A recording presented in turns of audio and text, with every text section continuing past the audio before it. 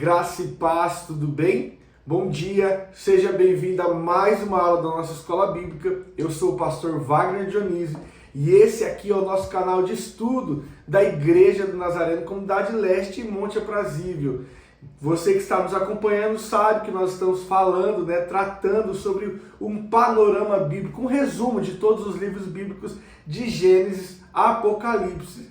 Agora nós já temos gravado no dia de hoje até o livro de Jonas. Então, se você quer conhecer algum dos livros bíblicos, o resumo dos livros bíblicos de Jonas a Gênesis, você pode procurar nos nossos vídeos aqui no canal do YouTube, que já tem uma aula falando sobre isso, tá bom? Então hoje nós vamos falar sobre o profeta Jonas, aula de número 27, e nós vamos tratar sobre o 32º livro da Bíblia, que é um dos profetas, profetas menores. Mas antes eu quero orar. Feche seus olhos, se você pode, aí na sua casa. Pai, obrigado, Senhor Pai, por esse dia. Obrigado, Senhor Pai, por estar vivendo mais esse domingo, Senhor Pai, mais essa semana se iniciando. Hoje é dia 6 de outubro. Obrigado, Senhor Pai, pelo teu cuidado, pelo teu carinho, pelo teu amor, pela tua graça, pela tua misericórdia. Pai, nós queremos te louvar nessa manhã.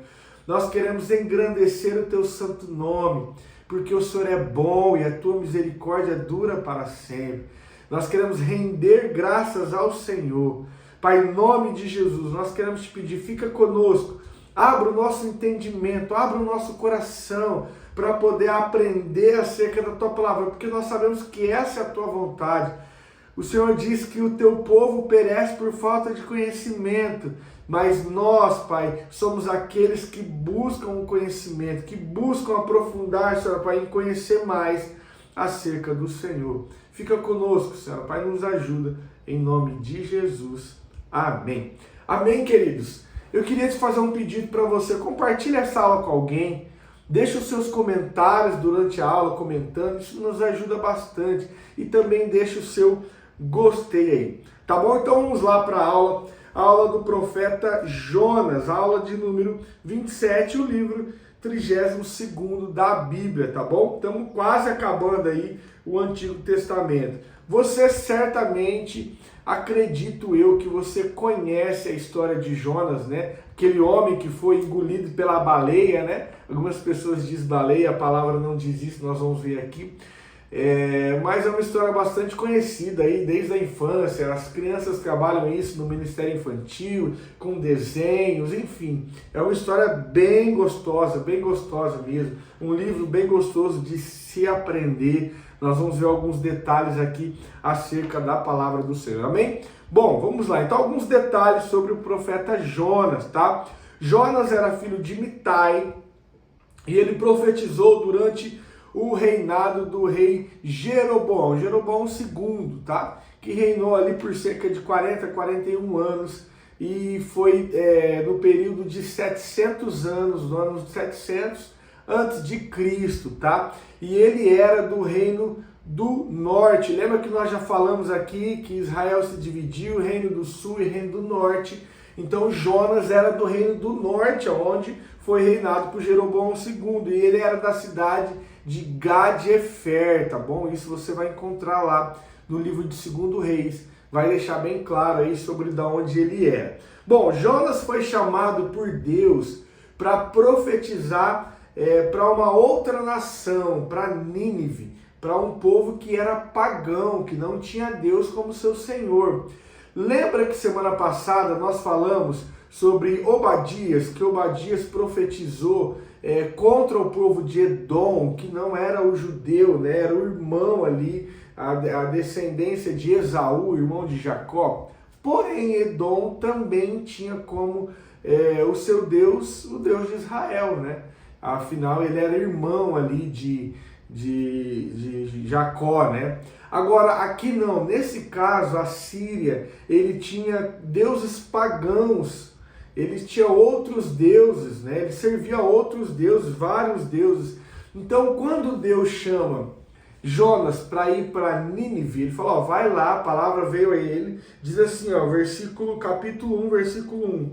Veio a palavra do Senhor a Jonas, filhos de Amitai, dizendo, levanta-te e vai à grande cidade Nínive e clama contra ela, porque a sua malícia subiu até mim. Jonas, porém, se levantou a fim de fugir diante da face de Deus para Tarsis. Então, olha o que aconteceu. Deus fala para Jonas, Jonas, você vai lá para Nínive, você vai profetizar, você vai pregar lá contra Nínive, porque a sua maldade tem subido até mim. E aí a palavra diz que Jonas, então, dá uma despertinho e decide não ir para Nínive. Por quê? Porque como Nínive era a capital da Síria, e a Síria era um povo inimigo do povo de Deus nessa época, Jonas imaginou, não, eu não vou lá profetizar não, porque eu vou profetizar e vai haver arrependimento e tudo isso. Está escrito aqui, depois nós vamos ler no versículo 4, qual que era o sentimento de Jonas, capítulo 4, qual que era o sentimento de Jonas. Mas então ele fala, não, eu não vou para lá porque eu vou pregar lá e vai haver arrependimento, e aquele povo não merece arrependimento não, porque afinal era inimigo do povo de Deus. E ele decide fugir para uma cidade no sul da Espanha, que era Tarsis. Então, só para deixar mais claro, ele vai até Jope, que era o porto, né, o porto de Jope ali, e pega um navio. A viagem de Jope até Nínive dava mais ou menos, tá? Eu pesquisei aqui na geografia atual e também na geografia antiga, que não mudou, de 800 a 1.000 quilômetros, o que demoraria ali para ele cerca de um mês de viagem. E ele decide então ir para Tarsis, que era uma cidade que ficava a mais ou menos 4.000 quilômetros de Jope, né? E só chegava de navio, porque ele pegava o mar Mediterrâneo ali, só dava para chegar de navio. E Nínive dava para chegar andando, uma viagem longa, mas dava para chegar andando. E aí então ele decide, o gênio, né, Jonas decide desobedecer a Deus. O primeiro profeta na Bíblia aqui que nós vemos que desobedece uma ordem de Deus, né? Porque os profetas era de costume ouvir a voz de Deus e obedecer aquilo que Deus falava. Jonas não obedece. Jonas então decide ir para uma outra cidade. E aí a história, eu acredito que você conhece, mas nós vamos falar aqui para aqueles que não conhecem. E até mesmo se você conhece, fique atento aos detalhes dessa história. Então a palavra diz que Jonas embarca ali num barco, num navio, a caminho de Tarsis. Mas, logo no começo ali da sua jornada, na sua viagem, a palavra diz que Deus levanta um forte vento, uma tempestade contra aquele barco, as águas se revoltam daquele mar, os marinheiros que ali estavam, as pessoas que ali estavam, começam a se desesperar por conta daquela tempestade. A palavra diz que o barco estava a ponto de se despedaçar, né? Tamanha era, no versículo 4 diz, você pode ler aí do capítulo 1, que o barco estava para despedaçar, tamanha era a intensidade daquela tempestade. E o engraçadinho, né, o espertinho de Jonas estava lá deitado no porão do barco, dormindo num sono profundo.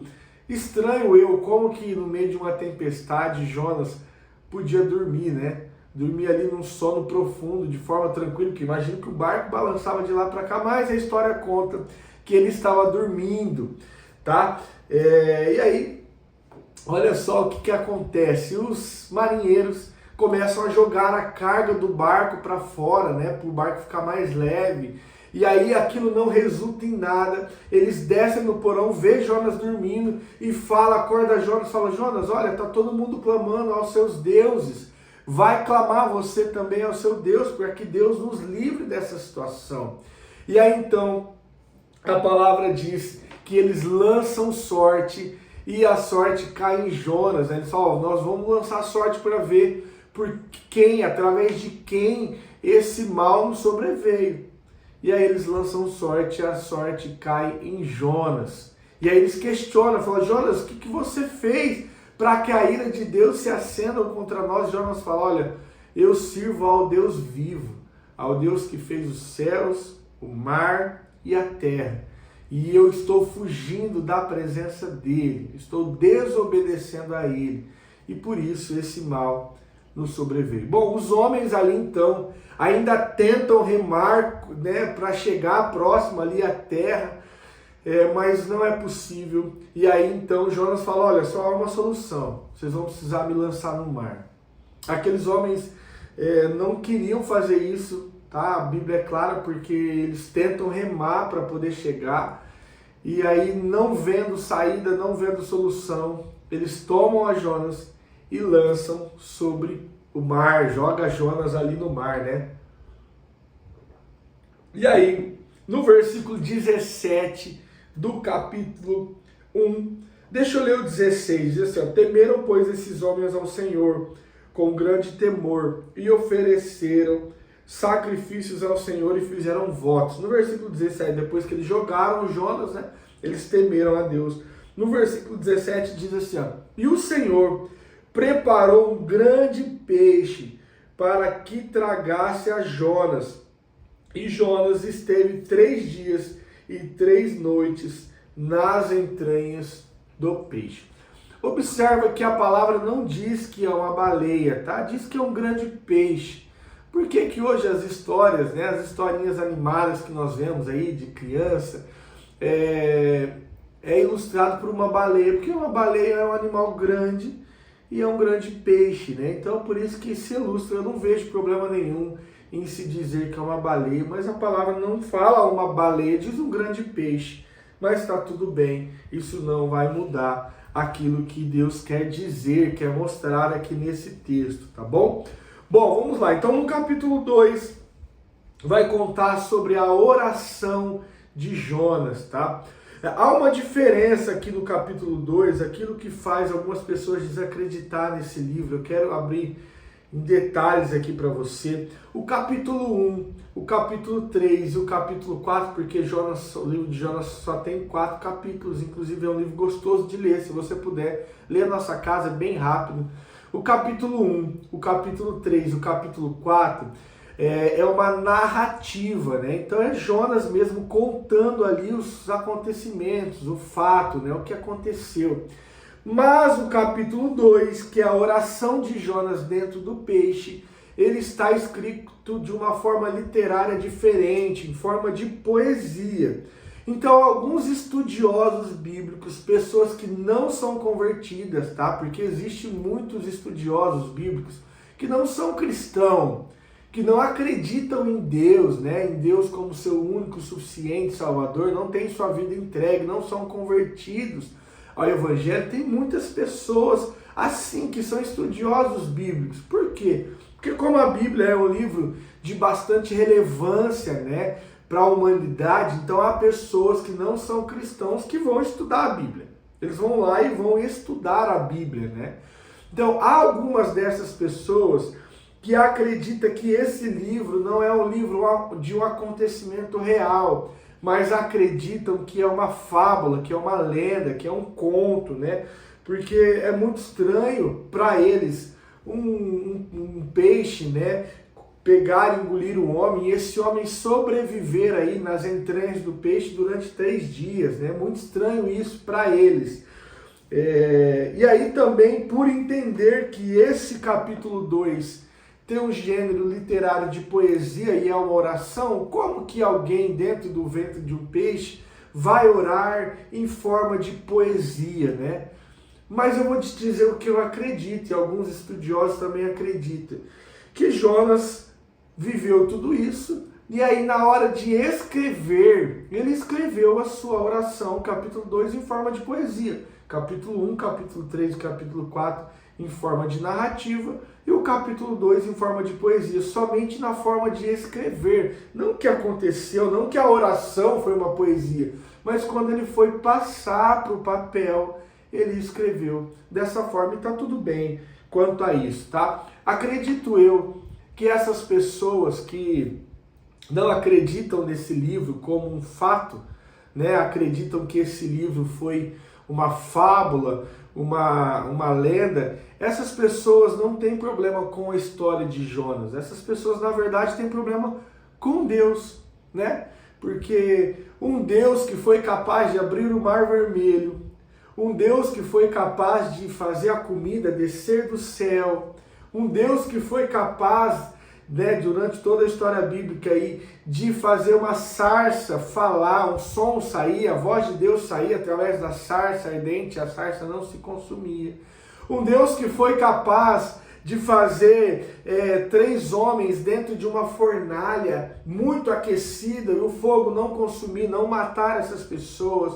Um Deus que foi capaz de fazer com que leões famintos não comessem ali, não colocassem a vida de Daniel em perigo. Um Deus que foi capaz de fazer com que as roupas no deserto não se envelhecessem, né? A palavra diz que as roupas daqueles homens durante 40 anos no deserto não se envelheciam. Um Deus que fez tudo isso. Um Deus que ressuscitou Jesus, um Deus que ressuscitou a Lázaro, um Deus que fez maravilhas, sinais. O que é impossível para esse Deus?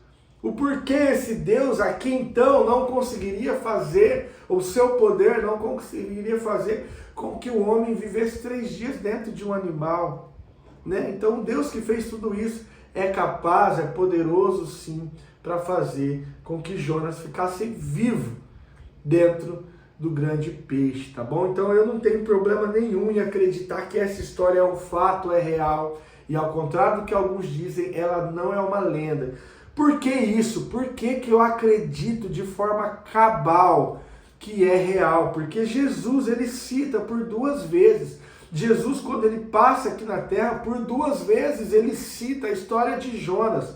Ele menciona Jonas, tá? Então, se eu desacreditar, né, essas pessoas que desacreditam desse livro como sendo real, eles desacreditam até do próprio Jesus, porque Jesus citou.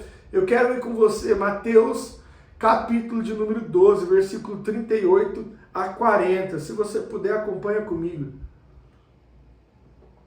Mateus 12, de 38 a 40, diz assim, ó. Então, alguns dos escribas e dos fariseus tomaram a palavra dizendo: Mestre, quiséramos ver da tua parte algum sinal. Ou seja, eles começam a falar para Jesus: olha, então se você é Deus, faz algum sinal. Mas ele respondeu, Jesus respondeu e disse: uma geração má e adúltera pede um sinal, porém não se lhe dará outro sinal, senão o sinal do profeta Jonas. Versículo 40. Pois como Jonas esteve 3 dias e 3 noites no ventre da baleia, assim estará o Filho do Homem 3 dias e 3 noites no seio da terra. Ele está dizendo, né, de quando ele fosse morto e ressuscitaria aí no 3º dia. Depois, no capítulo 16, versículo 12, ele cita pela 2ª vez. Ele diz assim: uma geração má e adúltera pede um sinal, e nenhum sinal lhe será dado, senão o sinal do profeta Jonas. E deixando-os, retirou-se. Olha só. Então Jesus, ele vai citar o livro de Jonas, ele vai citar o acontecido de Jonas, ele vai citar inclusive que Jonas ficou 3 dias e 3 noites no ventre do animal, né, do grande peixe, né? Aqui no versículo diz assim, versículo 40, pois como Jonas esteve 3 dias e 3 noites no ventre da baleia, essa tradução que eu estou usando fala baleia, mas lá no livro de Jonas fala grande peixe, tá bom? Só para deixar mais claro aqui. Bom, então Jonas ora dentro do ventre do peixe, se arrepende da sua desobediência, né? E começa a orar. Então no versículo 10 do capítulo 2 diz assim: e o Senhor falou ao peixe, e ele vomitou Jonas em terra. Tá? Então o peixe vai lá, vomita Jonas. E aí no capítulo 3 veio a palavra do Senhor pela 2ª vez a Jonas, dizendo: levanta-te e vai à cidade de Nínive e proclama contra ela a mensagem que eu te dou. Levantou-se Jonas e foi a Nínive segundo a palavra do Senhor.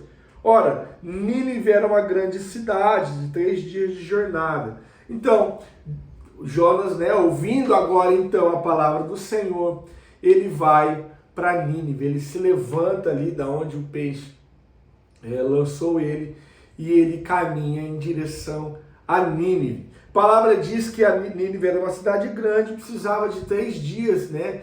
Jonas percorrendo ela e profetizando, né? Olha só o que acontece. Quando ele chega lá no versículo 4, no versículo 5 vai dizer assim, ó. Então vamos ler o 4 para dar contexto. No primeiro dia, Jonas começou a percorrer a cidade e clamava: daqui a 40 dias Nínive será destruída. Então ele começou a anunciar lá nos 4 cantos da cidade. Começou a percorrer a cidade dizendo: Nínive vai ser destruída. No versículo 5 diz que o povo de lá, os ninivitas, creram em Deus e proclamaram um jejum e vestiram-se de pano de saco, desde o maior até o menor. Quando a notícia chegou ao rei de Nínive, levantou-se ele do seu trono, tirou de si as suas vestes reais, cobriu-se de pano de saco e assentou-se sobre as cinzas. Cobrir-se de pano de saco, né? Tirar suas vestes reais, era um ato de humilhação, né? De dizer: olha, eu estou humilhado, eu sei que o Senhor falou comigo, eu estou arrependido, né? Então, ele fez uma proclamação, versículo 7 do capítulo 4, tá? Se você estiver acompanhando. Uma proclamação que se divulgou em Nínive, por mandado do rei e dos seus nobres: não provém coisa alguma, nem homem, nem animais, nem boi, nem ovelhas, nem comam, nem bebam água. Não provem, né, coisa alguma, nem comam e não bebam água. Então ele estipulou lá naquela cidade um jejum. Ele proclamou um jejum em Nínive. Os homens e animais estarão cobertos de pano de saco e clamarão fortemente a Deus e se converterão, cada um do seu mau caminho e da violência que há nas suas mãos. Olha só o que diz o versículo 10. Quando Deus viu as obras deles e como eles se converteram dos seus maus caminhos e se arrependeu do mal, Deus se arrependeu do mal que tinha dito que lhes faria e não fez. Então o povo, quando Jonas começa a clamar, a dizer ali: a cidade vai ser destruída, o povo se arrepende.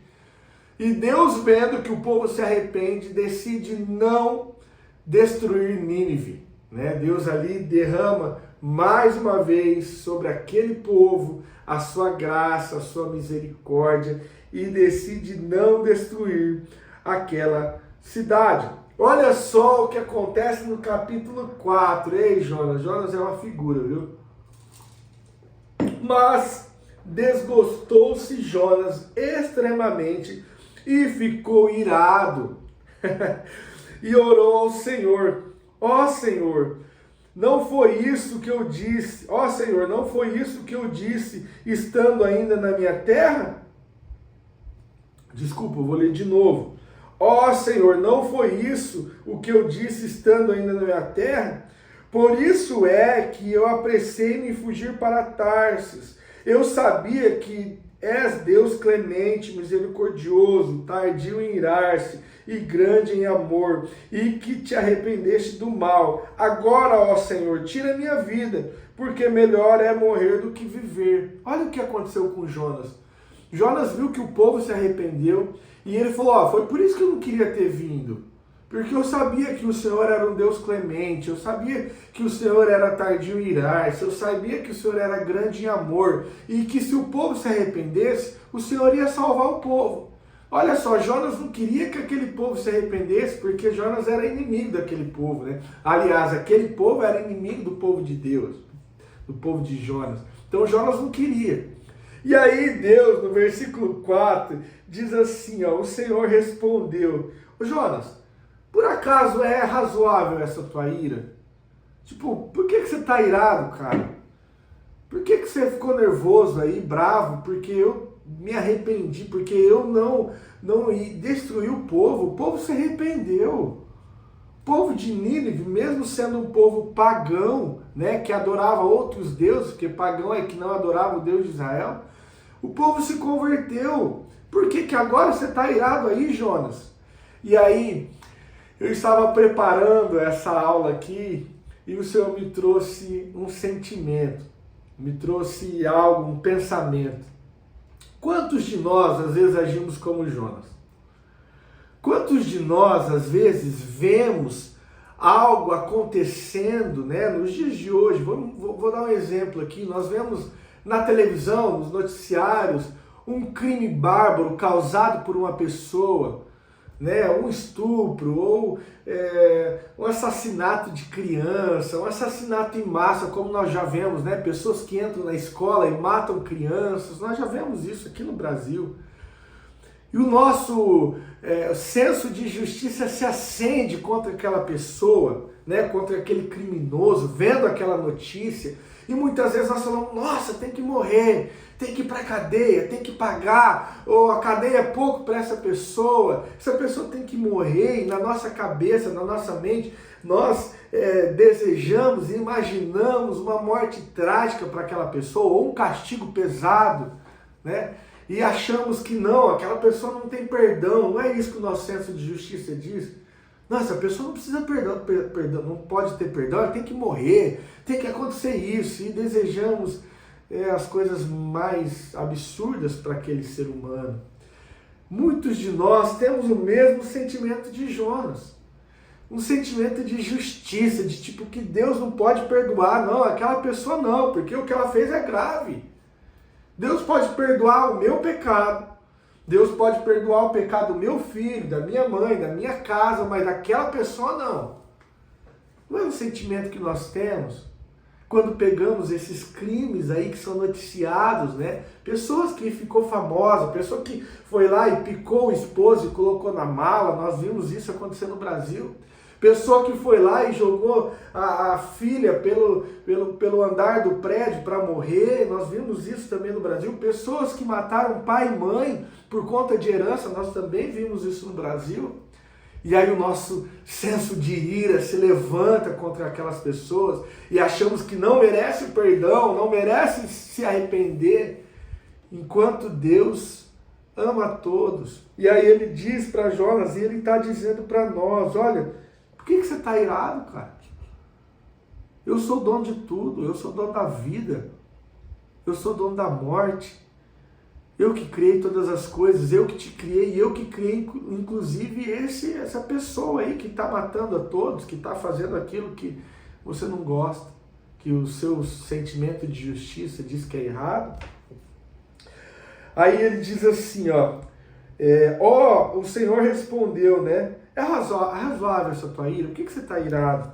Jonas saiu da cidade e assentou-se no oriente e fez ali uma barraca e sentou-se debaixo dela. Olha o que o Senhor faz com Jonas agora, já estamos caminhando para o fim da aula. Jonas então sai da cidade, vai para um lugar, se assenta ali.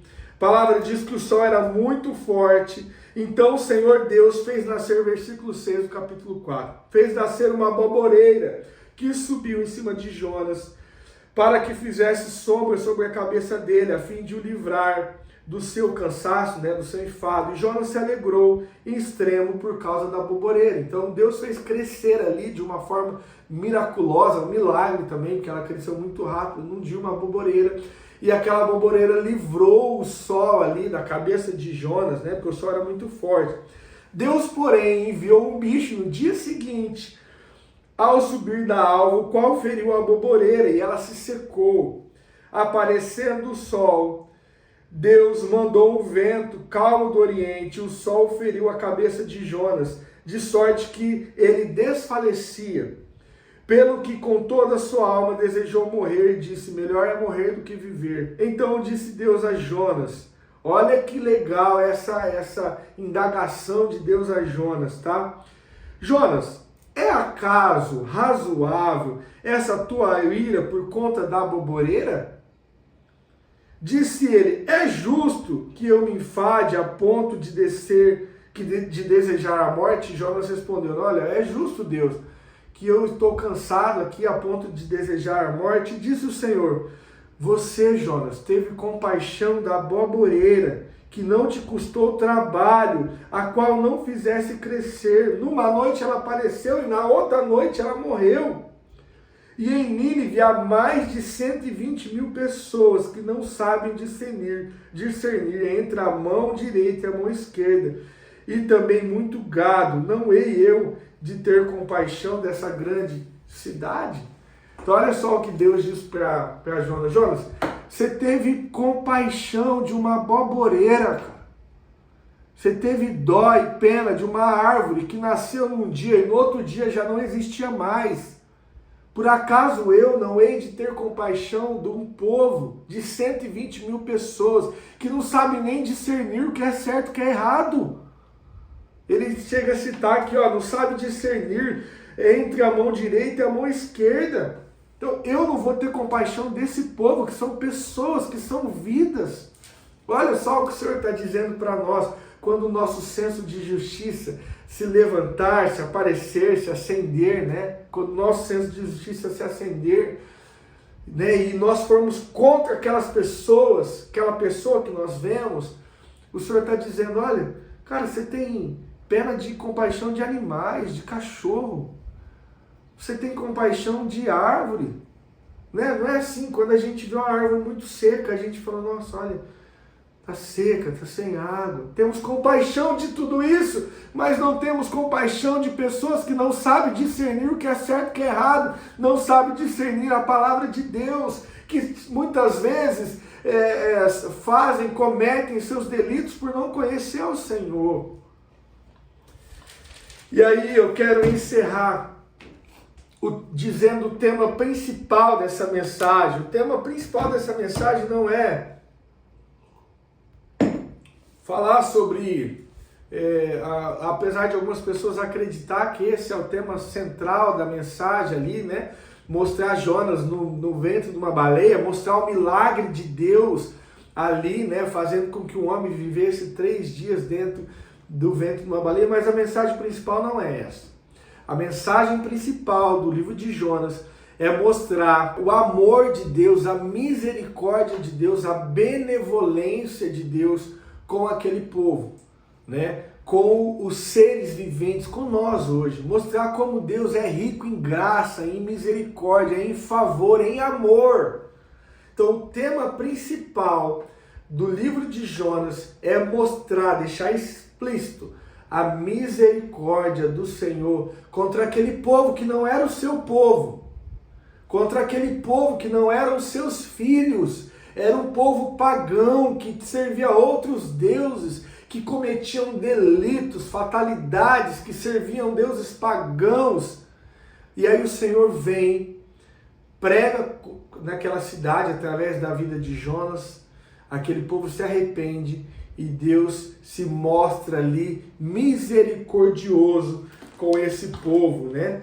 O capítulo 3, quando Deus viu, versículo 10, quando Deus viu as obras deles e como se converteram de seus maus caminhos, se arrependeu do mal que tinha lhes dito que faria e não fez. Eita Deus, como Deus é lindo, como Deus é misericordioso. Até para as pessoas que você acha que não existe perdão, Deus é capaz de perdoar.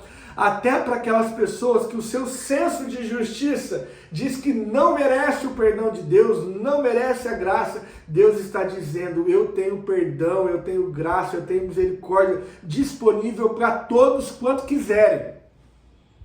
Talvez você fale, mas não é filho de Deus, não é povo de Deus, mas o povo aqui de Nínive também não. Era inimigo do povo de Deus.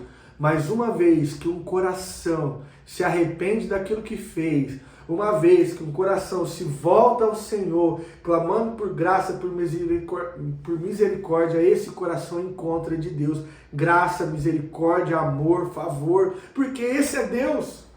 Deus não tem a mesma justiça que você. Aliás, a palavra de Deus diz que a minha e a tua justiça é como um trapo de imundícia, não serve para nada. Um trapo de imundícia é algo que não tem explicação. Mas a justiça, o amor dele, a misericórdia dele, a graça dele excede muito a justiça. Amém, querido? Então eu fico com essa palavra. Deus é um Deus misericordioso. Deus é um Deus amoroso. Desde que haja um coração contrito, um coração arrependido. Amém? Fique com Deus.